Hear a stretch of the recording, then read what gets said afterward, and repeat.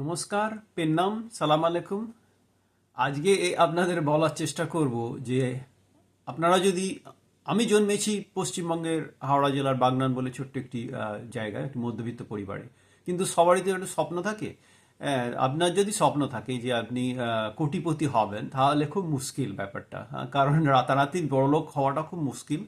হ্যাঁ, হয়তো হওয়া যায়, কিন্তু আমি সেই গল্প বলার জন্য এখানে আসিনি। যারা রাতারাতি বড়লোক হতে চান তাদের এই ভিডিওটা কোনের দিকে গিয়ে এক্স করে দিন। কিন্তু যারা আমার মতো অনেক ধৈর্য আছে আর একটু প্র্যাকটিক্যালও হয়তো, কারণ দিনের শেষে আমার পিএইচডি ইন কেমিস্ট্রি ধরলে আমেরিকা থেকে, আমি তো একজন সায়েন্টিস্ট, কিন্তু আমার একটা এমবিও আছে। ফলে ধরুন ফাইন্যান্স বলুন বা ইকোনমিক্স বলুন, হ্যাঁ, বা বিজনেস রিলেটেড যে ব্যাপারগুলো, অ্যাকাউন্টিং বলুন, আমি একটু আধটু বুঝি হয়তো, কারণ মাস্টার ডিগ্রি তো আছে। সেই হিসাবে যদি ধরেন, বিশেষজ্ঞ হিসাবে নয়, মানে আমি নিজেও এটা ভাবার চেষ্টা করি, তাহলে কিন্তু আপনি যদি প্রতি মাসে 208 টাকা 83 পয়সা করে, হ্যাঁ, করার যদি উদ্বৃত্ত থাকে বা ধৈর্য থাকে যে 208 টাকা 83 পয়সা করে আপনি প্রতি মাসে যদি অ্যাফোর্ড করতে পারেন, তাহলে কিন্তু আপনি আপনি বড়লোক হবেন না, আপনার ছেলে বড়লোক হবে না, কিন্তু আপনার নাতি বা নাতনিকে কোটিপতি বানাতে পারেন। আজকে সেই গল্প বলবো কি করে করা যাবে। এটা মনে রাখবেন যে সবসময়, মানে বিজনেসে বলে না, টাইম ইজ মানি, এটা হচ্ছে ওই টাইম ইজ মানির গল্প। আর আমার মতো অনেক লোক আছে যেটা এটা বলার চেষ্টা করছে বিভিন্নভাবে। আমি এটাকে আমার কাজে লাগবে, মানে যে আমার নাতি নাতনি যাতে ফাইন্যান্সিয়ালি অনেক স্টেবল হয়, আমি এইটা ব্যবহার করার, ধৈর্য ধরে ব্যবহার করার চেষ্টা করি। যেমন রোম যেমন একদিনে তৈরি হয়নি, এটাও সেরকম একদিনে তৈরি হবে না।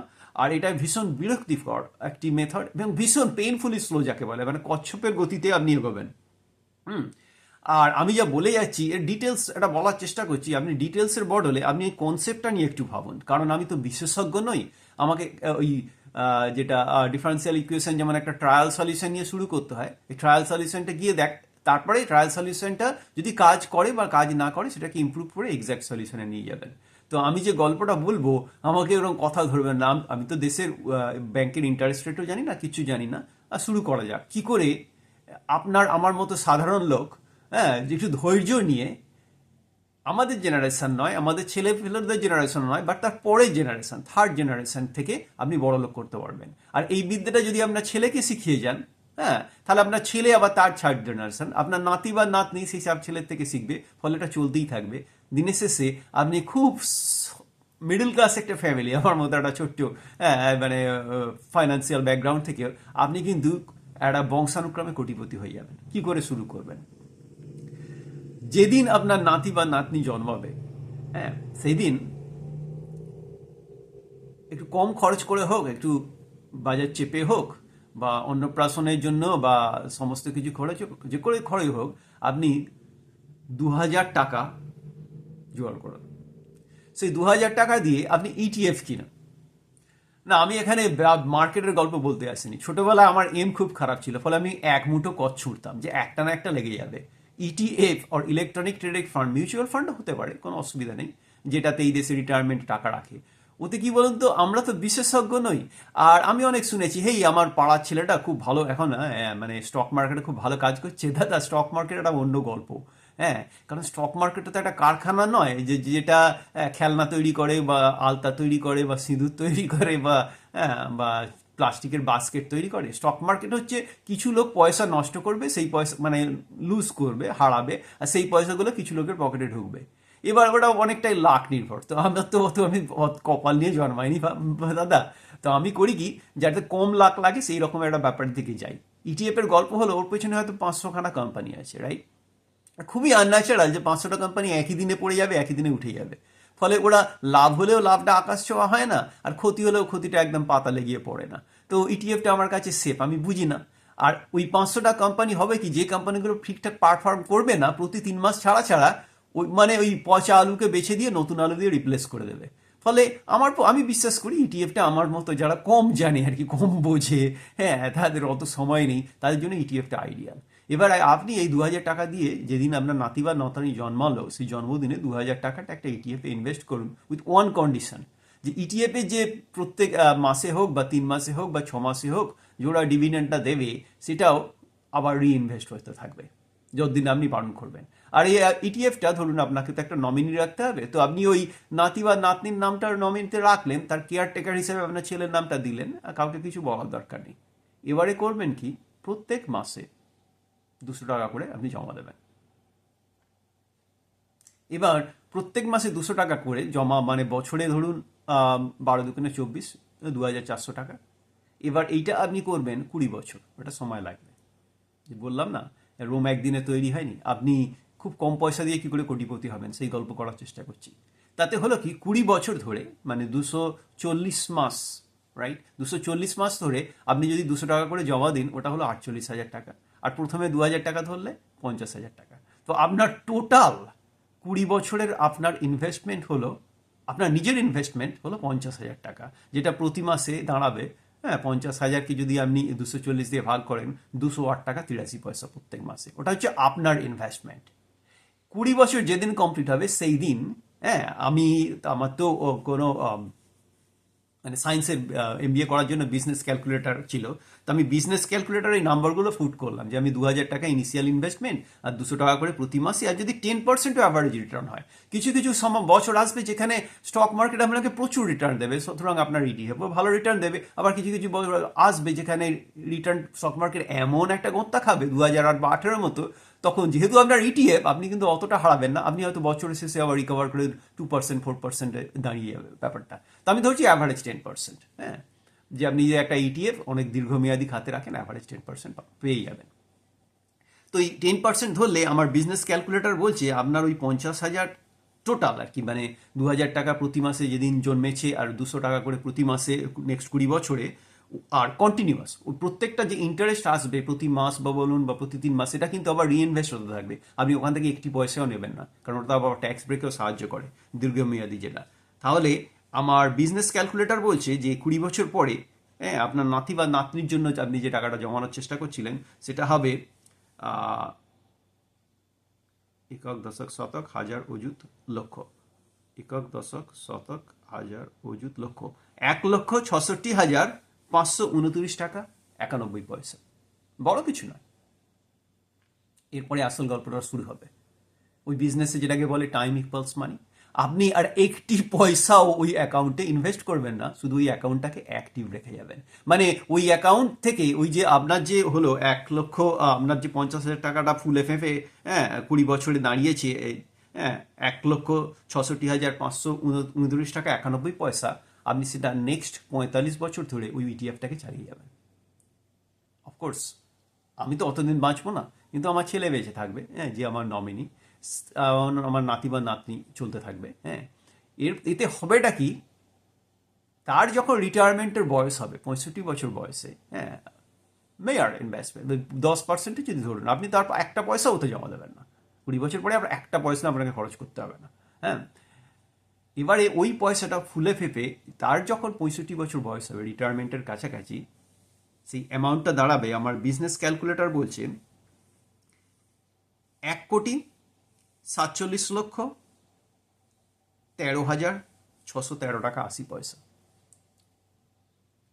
দেখুন, আপনি নিজে ইনভেস্ট করেছেন প্রত্যেক মাসে অ্যাভারেজ 208 টাকা 83 পয়সা ফর 20 বছর, নাতি বা নাতনিকে বড় লোক করার জন্য। সেই নাতি বা নাতনি যখন 65 বছর বয়সে আপনার 50,000 টাকাটা, হ্যাঁ, 65 বছর বয়সে যখন রিটায়ার করতে যাবে, হঠাৎ করে আবিষ্কার করবে সে কোটিপতি, তার দাদু তাকে কোটিপতি করে দিয়ে গেছে। শুধু তাই নয়, মানে 1,47,13,613 ডলার 80 পয়সা, হ্যাঁ, ডিটেলসে যাবেন না, এই কনসেপ্টটা ভাবুন। একটা খুব সহজ ব্যাপার, মানে টাইম ইকুয়ালস মানি যেটা বিজনেসে বলে, এটা হচ্ছে তার প্রকৃষ্ট উদাহরণ। আমার মতো যারা যারা নিজেরা হয়তো বড় লোক হতে পারবো না এই জেনারেশনে, সেই অর্থে ফাইন্যান্সিয়ালি, ছেলেদের মেয়েদেরও হয়তো বড় করতে পারবো না, কারণ তাদের পড়াশোনার জন্য খরচ করতে হবে, তাদেরকে শিক্ষা দীক্ষা দিতে হবে। কিন্তু আমরা যদি এই সিস্টেমটা ওদের মাথায় ঢুকিয়ে দিতে পারি, তাহলে আমি আমার নাতিকে কোটিপতি করে যেতে পারবো, আমার ছেলে তার নাতিকে কোটিপতি করে যেতে পারবে, আমার নাতি তার নাতিকে কোটিপতি করে যেতে পারবে। তাহলে হবে কি, আপনি একটা খুব ছোট্ট ফাইন্যান্সিয়ালি খুব স্মল একটা জায়গা থেকে, হ্যাঁ, প্রতি মাসে যদি আপনি 208 টাকা 83 পয়সার মতো করে যদি উদ্বৃত্ত থাকে, সেটাকে যদি একটা ইটিএফে লাগান, আপনার বিজনেস বুদ্ধির কোনো দরকার নেই। একদম স্টক মার্কেট নিয়ে মাথা ঘামাবেন না। যে আপনাকে স্টক বিক্রি করছে, আমি অনেক শুনেছি, আমার বন্ধু বান্ধব বলে আমার পাড়া একটা ছেলে খুব ভালো লাভ দিচ্ছে। দেখুন, স্টক মার্কেটে সে যখন বিক্রি করছে তখনও কমিশন পাবে, আর যখন বিক্রি আর আপনার যখন ক্ষতি হচ্ছে সেটাকে বিক্রি করে দিচ্ছে তখনও সে কিন্তু কমিশন পাবে। এবার তার দোষ নয়, কারণ স্টক মার্কেটে যারা কাজ করে তারা তো ভগবান নয়, রাইট? হ্যাঁ, স্টক মার্কেট প্রতি 10 বছরে একবার করে কারেকশন হয় রাফলি। 208-এ মার্কেট ডাউন হয়েছে, 218-তে হয়েছে, 228-এ হবে। তার মানে 10 বছরেই হবে সেটা নয়, এই বছরও হতে পারে 225 থেকে 228-এর কাছাকাছির মধ্যে একটা আর কারেকশন আসবেই। ফলে অনেক লোকে পয়সা হারাবে, অনেক লোকে পয়সা রোজগার করবে। যে কারণেই আমি খুব কম বিদ্যে বুদ্ধি কম আর বুঝি কম বলে, আর হ্যাঁ, আমি ওই ইটিএফ বা মিউচুয়াল ফান্ডের ভক্ত, যেখানে আমাদের রিটায়ারমেন্টের টাকা নর্মালি রেখে দিত। হ্যাঁ, এই দেশে আমেরিকাতে কাজ করলে যে রিটায়ারমেন্টের টাকা ওরা মিউচুয়াল ফান্ডে খাটায়, কারণ ওই একই রিস্কটাকে ওরা একটু কম করে দেয় আর কি। এক মুঠো ঢিল ছুড়লে একটা বা দুটো ঠিক লেগে যাবে। তো আমি এই গল্পটা করলাম, যে বলার চেষ্টা করলাম যে মাসের যদি আপনি হিসেব করেন 208 টাকা 83 পয়সা হয়তো আর বড় কিছু ব্যাপার নয়, কিন্তু আপনার যদি ধৈর্য থাকে 20 বছরে, হ্যাঁ, তাহলে কিন্তু আপনি থার্ড জেনারেশন ফ্রম ইউ, আপনার নাতি বা নাতনি যখন রিটায়ার করবে, দাদু হিসাবে তাকে কোটিপতি করে দিতে পারবে। আর আপনার ছেলেও যদি এটা করে, আবার নাতিও যদি এটা করে, বা তার ছেলেও যদি এটা করে, তাহলে কিন্তু এটা চলতেই থাকবে। তো আমার মতো করে আমার সায়েন্টিস্টের অবজারভেশন, বিদ্যুৎ ভাঙিয়ে আর এমবিএ যা শিখেছি আর কি, ফাইন্যান্স বলুন, অ্যাকাউন্টিং বলুন, ইকোনমিক্স বলুন, যা শিখেছি সেটা দিয়ে একটা সহজ, একটা বোরিং, ভীষণ বিরক্তিকর পয়সা তৈরি করার, কোটিপতি হওয়ার রাস্তা আমি লিপিবদ্ধ করে গেলাম ইউটিউবে। যাদের ভালো লাগবে, একটু, আবার বলছি, যাদের ভালো লাগবে একটু সাবস্ক্রাইব করবেন, একটু মোটিভেট করবেন, কারণ আপনাদের সাবস্ক্রাইবটা ইউটিউবে তো ব্যবসা করতে এসেছে, ওদেরকে বাধ্য করবে আমার বক্তব্যটাকে বেশি বেশি লোকের কাছে পৌঁছে দেওয়ার। কারণ ইউটিউবের বিজনেস যেটা অ্যালগোরিদম, ওদের কারণও আছে, যে 1000 সাবস্ক্রাইব না হলে YouTube never take them seriously. হ্যাঁ, ইউটিউবে আমাকেও সিরিয়াসলি নেবে না, আর আপনারাও আমাকে খুব বেশি সিরিয়াসলি নেবেন না। আমি বিশেষজ্ঞ নই, বারবার বলছি আমি বিশেষজ্ঞ নই, আমি কিছু বিক্রি করতেও আসিনি। হ্যাঁ, আমি শুধু আমি যেটা করব আর কি, আমি আমার দাদু হিসাবে আমার নাতি নাতনির জন্য আমি যেটা করব বেঁচে থাকলে, হ্যাঁ, সেটা আপনাদের কাছে শেয়ার করছি, যাতে আমরা খুব ছোট্ট জায়গা থেকে শুরু করে আবার বড় হতে পারি। কারণ আমি যখন এমবিএ করছিলাম তখন তো মানে আমি চেষ্টা করছিলাম, এমবিএর জন্য তো অনেক কোম্পানি পড়তে হয়, আমি আমার কোম্পানি বেছেছিলাম ওয়ারেন বাফের কোম্পানি, কারণ ভদ্রলোক আমার ভীষণ আকর্ষণীয় লাগে। হ্যাঁ, 37 বছর ধরে উনি একই টয়োটা ক্যামরি চালান, একই 3 বেডরুম 2 বাথ বাড়িতে থাকেন, অথচ মানে জাস্ট অ্যামেজিং পারসন। উনি এটা বলেন আর কি, যে কন্টিনিউয়াস লং টার্মে যদি কন্টিনিউয়াস ইনভেস্টমেন্ট করতে থাকেন, মানে আপনি যে পয়সাটা রেখেছেন সেটা থেকে যেটা সুদ হলে সেইটাকেও আবার রিইনভেস্ট করতে থাকুন, আর একটি টাকাটা হাত দেবেন না, দিয়ে মজাটা দেখুন না কি দাঁড়ায়। তো সেইটাকে মাথায় খাটিয়ে, হ্যাঁ, আমার মতো করে আমি এটা বলার চেষ্টা করলাম। এটা অনেক ইকোনমিক্স এটা বলে যায়, যে বংশানুক্রমিক যেটা সম্পত্তি সেটা একদিনে হবে না দাদা। হ্যাঁ, চুরি চামারি করলে হয়তো হবে, ওটা তো করতে পারবো না, বা অসৎ পথেও টাকা রোজগার করতে পারবো না, কিন্তু সামান্য যদি প্রচণ্ড ধৈর্য থাকে, সামান্য টাকা দিয়ে কি করে আপনি আপনার পরের জেনারেশনকে ফাইন্যান্সিয়ালি বদলে দিতে পারেন, তার জন্য আমি আজকের এই জোকসের মাঝে একটু বিরতি নিয়ে এই গল্পটা করলাম। ভালো থাকবেন সবাই, আবার কথা হবে। একটু মোটিভেট করবেন, আর যারা সমালোচনা করবেন তাদেরকে প্রথমেই বললাম আমি তো বিশেষজ্ঞ নেই, সমালোচনা করার কি দরকার। হ্যাঁ, আমার বক্তব্য আমি যতটা জানি আমি চেষ্টা করেছি আমার বিদ্যে বুদ্ধি দিয়ে। আপনাদের যদি ভালো না লাগে কোনে গিয়ে এক্স করে দেবেন, আর যদি ভালো লাগে তাহলে সাবস্ক্রাইব করে কমেন্ট লিখে আমাকে মোটিভেট করবেন এই ধরনের মাঝে মাঝে চ্যাংড়াপোনার মাঝে এই ধরনের রেকর্ডিং করার। ভালো থাকবেন সবাই।